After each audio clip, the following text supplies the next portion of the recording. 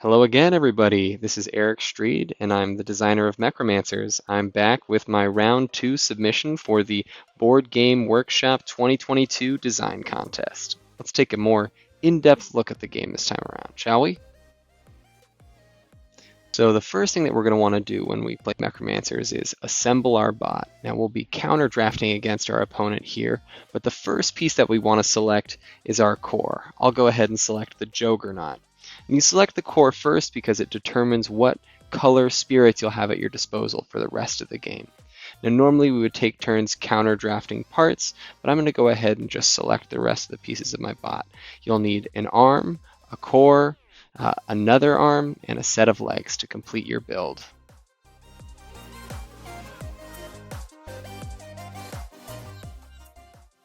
Now our first turn begins like any other, and that starts with attuning spirit. You'll attune 1 spirit point for each of your 4 bot parts, starting with a pool of 4. And as the first player, I actually start with 3 cards in hand as opposed to the normal 5, which is your starting max hand size.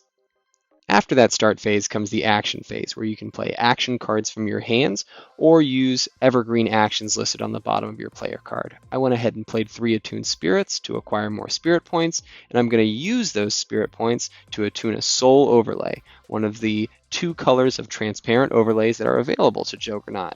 Now I've opted for this green spirit overlay because, as you can see here, it allows me to increase my max hand size by 1.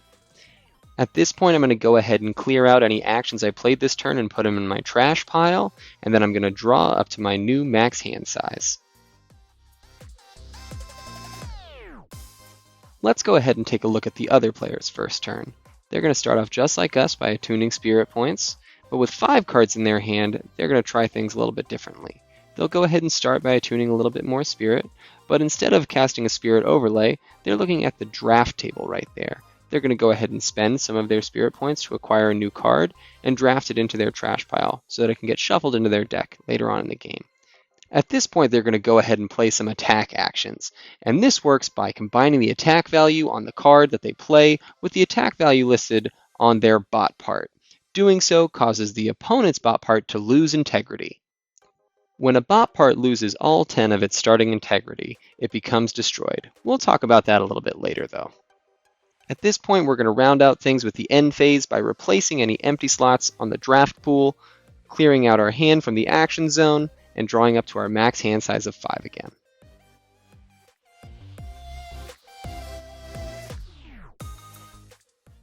Now let's fast forward a little bit to a few turns down the road. We've got a few more spirit overlays out. We're still going to start our turn by attuning spirit points, but this soul overlay allows us to attune additional spirit points at the beginning of our turn. We've also got some cooler cards in our hand at this point.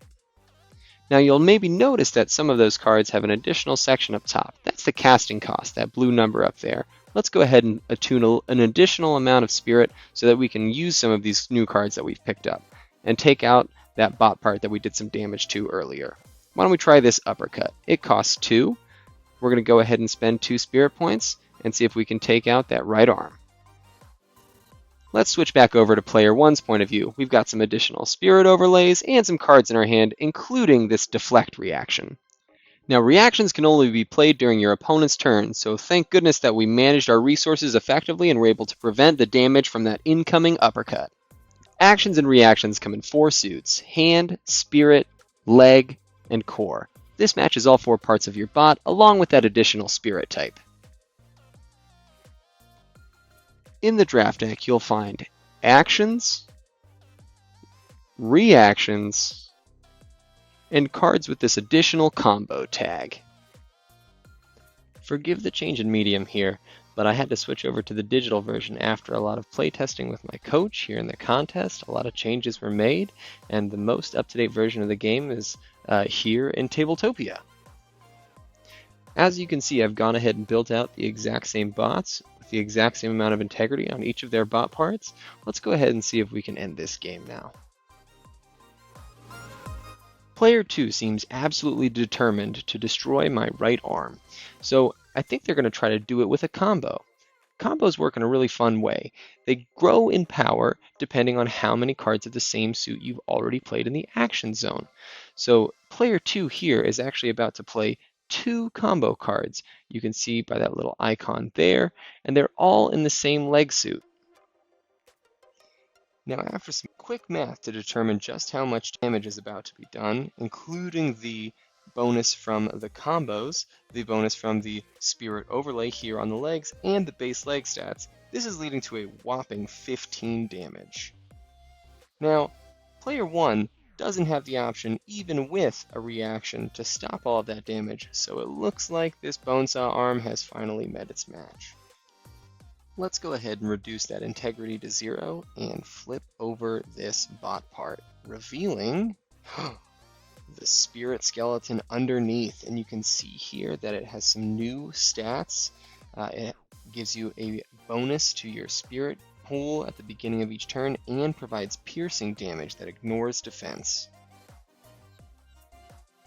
Fast forwarding again to a little bit later in the game, we've got 3 bot parts destroyed, the spirit skeleton revealed underneath all 3 of those, and despite player 1's best efforts, it's looking like endgame. All they've got left is their dozer legs, and not a lot of integrity on those.